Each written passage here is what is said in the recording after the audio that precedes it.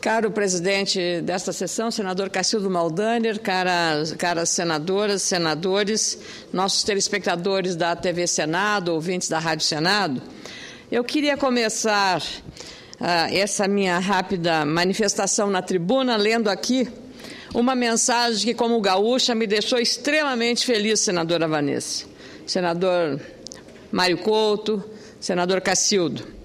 A Assembleia Legislativa do Rio Grande do Sul apoia a luta das APAES. Todos os partidos com representação na Assembleia Legislativa do Rio Grande do Sul formalizaram apoio à luta das associações de pais e amigos excepcionais, APAES, para que as famílias continuem tendo o direito de escolher se os filhos com deficiência vão estudar em escolas regulares ou em escolas especiais. A meta 4 do Plano Nacional de Educação estabelece que pessoas com deficiência devem estudar em escolas regulares. As APAES querem manter no texto legal a palavra preferencialmente. E eu queria agradecer ao senador José Pimentel, que está sendo sensível a esta manifestação do país inteiro. Vieram aqui na Comissão de Assuntos Sociais, revelaram esse desejo, pelo menos isso, preferencialmente nas escolas especiais. Então, eu penso que, preferencialmente para as escolas regulares, manterá aí o trabalho exemplar que as APAES, no meu estado, no Rio Grande do Sul, vem fazendo e que tenho certeza em Santa Catarina, no Amazonas, da senadora Vanessa, em todos os estados, então temos que fazer isso. O outro registro, e aí renovo o agradecimento ao senador José Pimentel, é a senadora Vanessa que, atendendo como relatora competentemente, a criar o marco regulatório das chamadas lotéricas. O vazio legal não dá segurança jurídica nem a tranquilidade desses empreendedores e penso também que a própria Caixa Econômica Federal, que é grande beneficiária do sistema, no sentido da capilaridade que os agentes dão no processo de ativação da cidadania, eu penso que esse trabalho foi muito importante.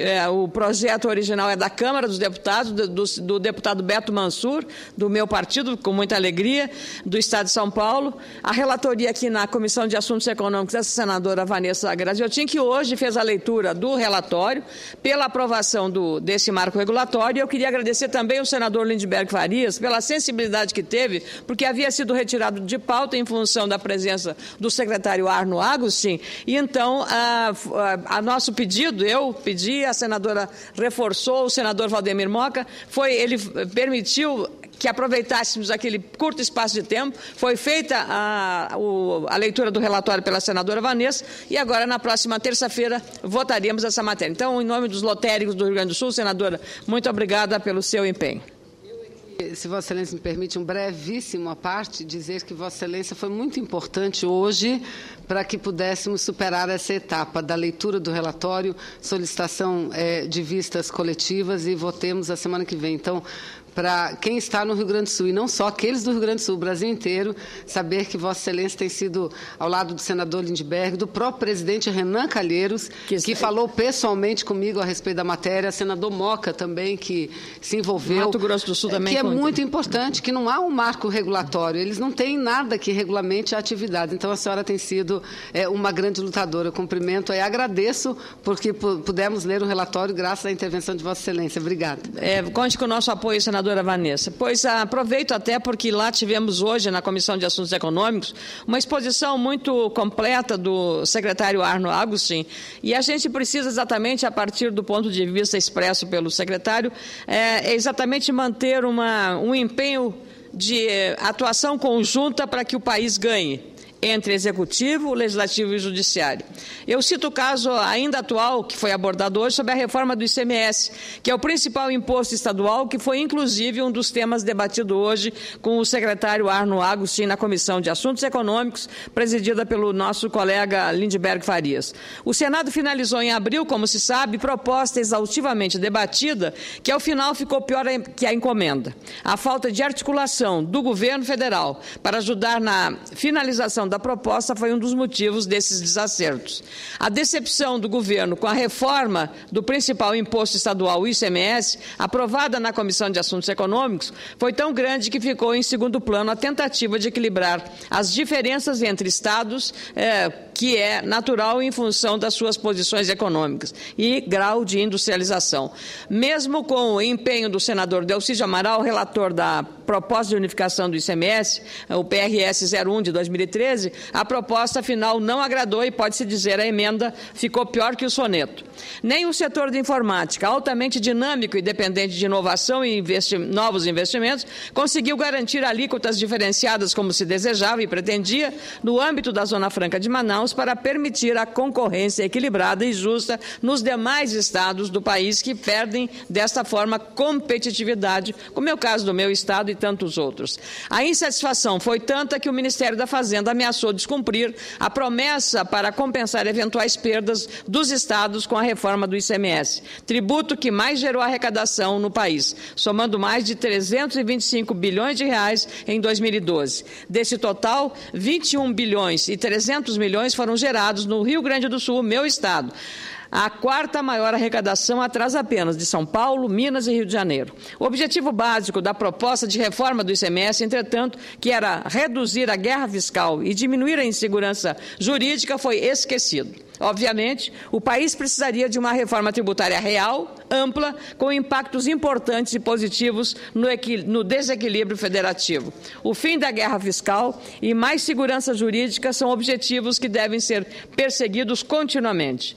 Para isso, é preciso mais articulação e clareza sobre este propósito, essencial aos rumos das importantes matérias tributárias.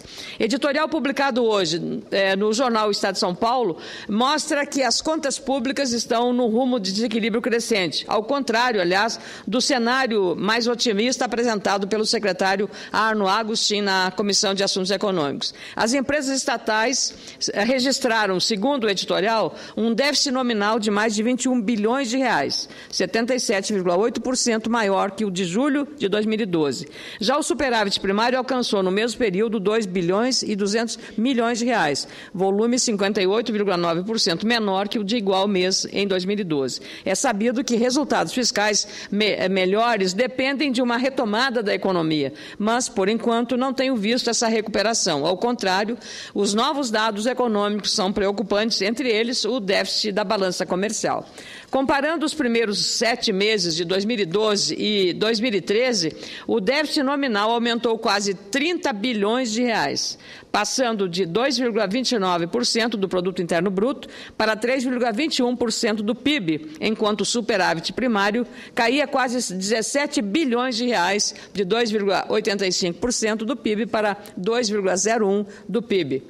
O setor privado também sente os impactos, senador Cacildo. Os dados do Instituto Brasileiro de Geografia e Estatística, o IBGE, divulgados na manhã de hoje, mostram, infelizmente, que a produção industrial brasileira voltou a cair em julho. A queda de 2%, influenciada principalmente pelos setores de veículos e farmacêutico, praticamente elimina o avanço de 2,1% registrado no mês anterior. No caso da balança comercial, o país alcançou a pior posição desde 1995. Nos primeiros 8 meses do ano, o Brasil acumula um rombo de 3 bilhões e 800 milhões de dólares, o pior resultado dos últimos 18 anos. O saldo só não foi mais negativo porque as exportações e o agronegócio teve um peso importante do seu estado, inclusive Santa Catarina, do meu Rio Grande do Sul, superaram as importações em 1 bilhão e 200 milhões de dólares em agosto. Mais uma vez, a trajetória do petróleo está sendo a culpada pelo resultado ruim. Não fosse o desempenho fantástico do agronegócio, imagino que o resultado das nossas exportações poderia ser ainda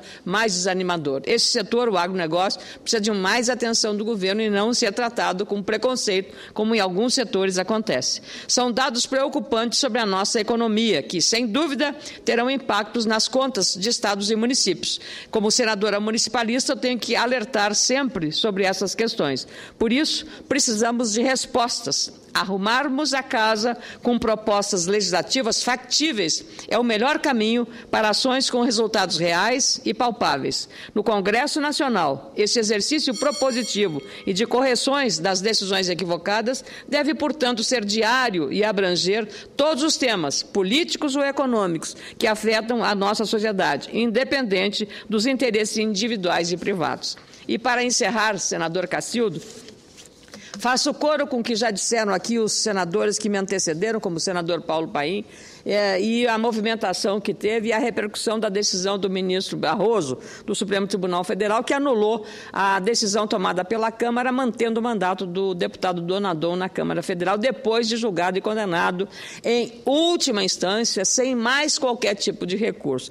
Eu penso que as instituições precisam cumprir o seu papel. Nós não podemos deixar brechas abertas para que haja aquilo que antes chamávamos de judicialização da política. Nisso, não houve judicialização da política, houve, sim, a manifestação da Suprema Corte para que se impusesse uma decisão que já era definitiva. E a Câmara deu uma volta ao tomar uma decisão equivocada e que envergonhou a maioria dos parlamentares aqui no Senado e também na própria Câmara dos Deputados. Eu penso que agora nós temos como corrigir isso, votando a PEC do voto aberto para as votações não só de cassação de mandato de parlamentar, mas todas as demais. E a PEC 18, que o presidente Renan Calheiros já sinalizou para colocar em pauta, que é a PEC do senador Jarbas Vasconcelos, que exatamente consubstancia o que o Supremo Tribunal Federal, na liminar do ministro Barroso, fez ao dizer que nada vale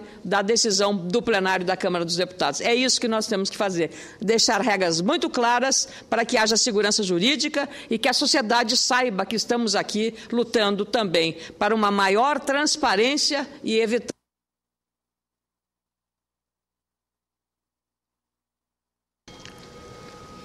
Cumprimento Vossa Excelência.